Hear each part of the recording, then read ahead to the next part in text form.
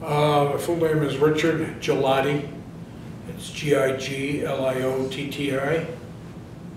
And I'm known as Dick, and I was a first lieutenant in the United States Army. I was ordered active duty. I went to military school. I was married. I married before I went into active duty. That school, depending on what your major was, you were assigned to one of the three branches. Not one of the three, but one of three branches. Mm-hmm. And my major called for me to be an armor officer, so I was a tank. I was initially stationed, I went to Fort Knox, Kentucky, and then I was stationed in Germany. As far as coming back to a country that really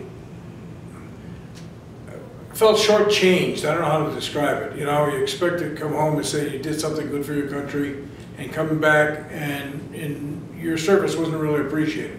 It wasn't recognized. If it was recognized, it was recognized in a negative fashion.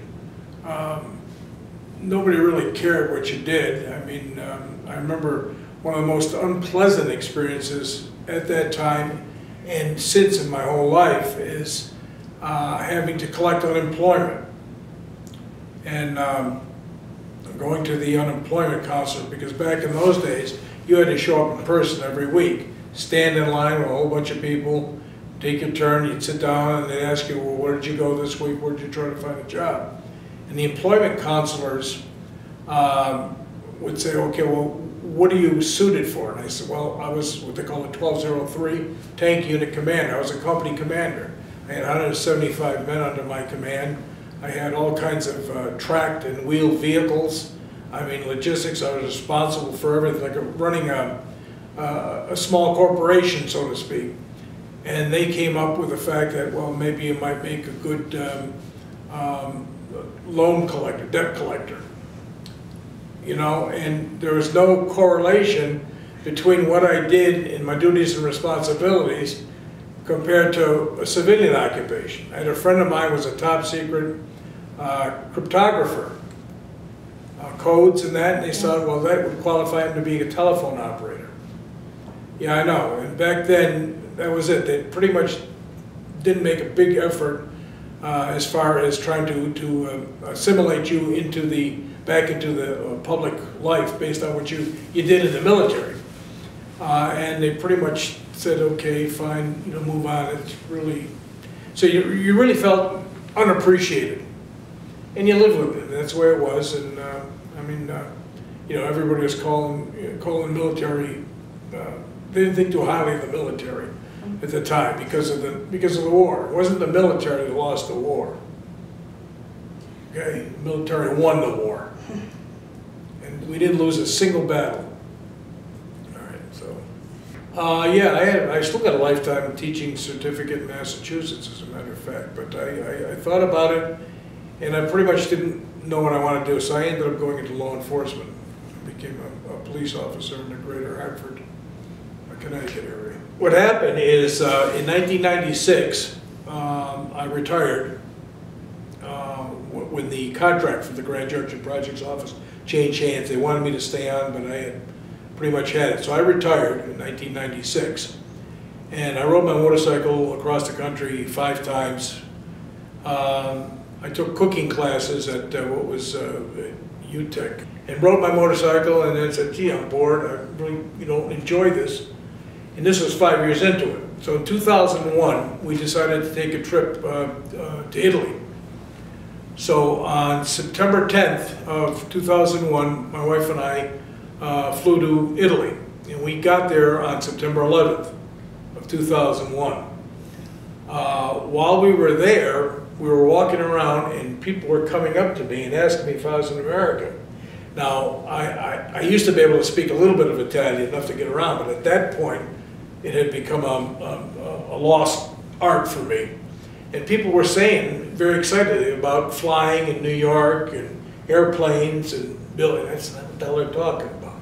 So we went back to the hotel room, and we were just about a block or two from the American Embassy in Rome. And my wife turned on the TV, and we started watching, and it looked like an action show. Something was going on. These buildings were burning, and And then it dawned on her that, because it was all in Italian, it dawned on her, this is not right. So she called me and we came and looked at it and we said, something's going on. So we managed to find an English language channel on the TV, CNN, I think it was, one of those, talked about the World Trade Center. And I said, wow. I said, what the hell? You know, so we were, like everybody else, we were glued by it. And then we walked down to the American Embassy.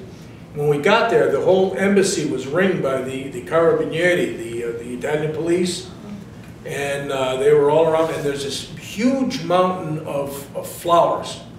There was a steel gate around the whole fence around the whole thing, like the old-fashioned medieval kind of fences, but it's and you could see through it. I mean, and there was all these Italian people were coming. They were throwing flowers over the fence or through the fence, and they had all these handwritten signs that our sympathies are with the American people.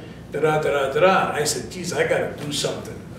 You know, so I immediately went down and bought an American flag pin. And they pinned it around, and some of the sons of bitches come after me, and, you know, just the way you felt, you know. And I said, I got to do something. So I looked into joining the Air Marshal Service. I mean, we were stuck there, but when we finally came back, we flew into New York, and you could still see the smoke, and we flew right over it. And I looked into the Air Marshal Service, even though I'm afraid to fly. I'm not afraid to fly, I'm afraid to crash, but it's, so I looked and they said, you know, you're too fat, you're too short, you can't see, you know, and so you can't do that. So I got to do something. So a friend of mine had called me in August before we had taken this trip and said, they're building a veterans cemetery in Grand Junction. Are you a veteran? I said, yeah. Would you be interested in overseeing the final phases of construction and bringing it up into operation? I said, what the hell I know about a veterans cemetery? The closest thing to a cemetery is I lived near one when I was a kid. I used to play among the headstones. And I said, nah, I don't think so. But then this happened, September. She called me in August. And in September, I came back when they told me from the Air Marshal that, you know, can't use you. I called her, I got to do something. And I said, we're going to have some problems. I said, yeah, let me do something. So I said, yeah, I'd be interested. So I ended up in this position, and that's how I ended up here at this cemetery after 5 years of retirement. Wow. Because I felt I had to do something in response to, you know, 9/11. Well, a couple of years after the cemetery had opened, Jim was involved in building this memorial, and they wanted to have a grand opening, a dedication. Once it was finished, they wanted to dedicate it. And Jim Morris was one of the committee guys working for Jim. I knew Jim Morris through the Blue Knights, which is a law enforcement motorcycle club. And he said, would you be interested in helping? I said, yeah. So we ended up in that, and we ended up becoming very heavily involved in planning the dedication, and then doing more things for the Vietnam War Memorial Park. Oh, I had to fill the helicopters. I've never been in this one. Although you're familiar with the monument, right? Yes. You know, in the motion detector, when you set off that painted black, and then the narrative, I did that.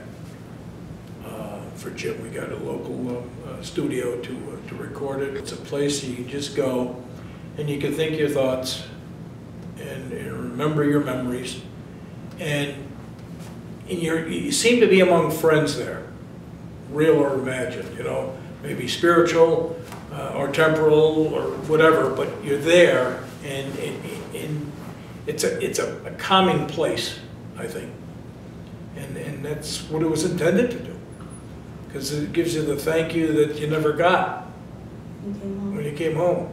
But what we do is we plan the Memorial Day ceremony here every year, and we also plan the Veterans Day and run the Veterans Day ceremony at the memorial in Fruita. What we like to do is involve local people, especially the kids.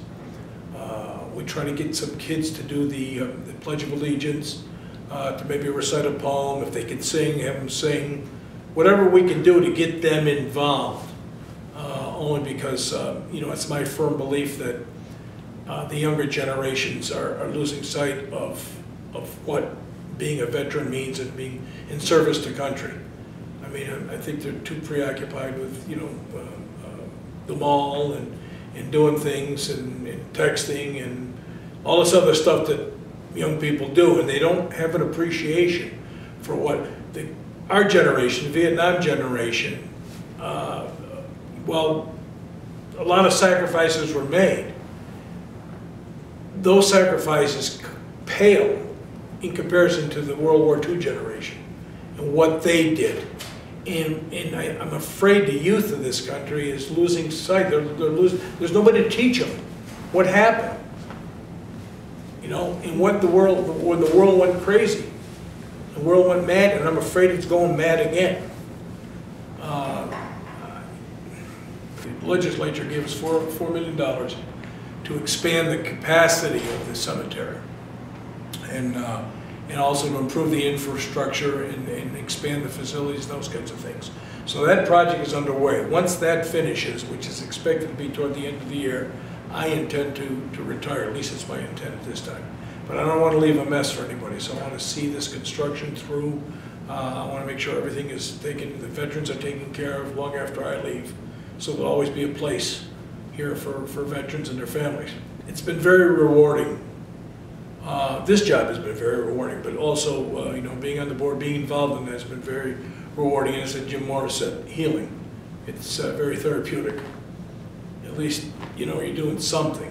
I mean, not talking about doing something, you're actually going out and doing it.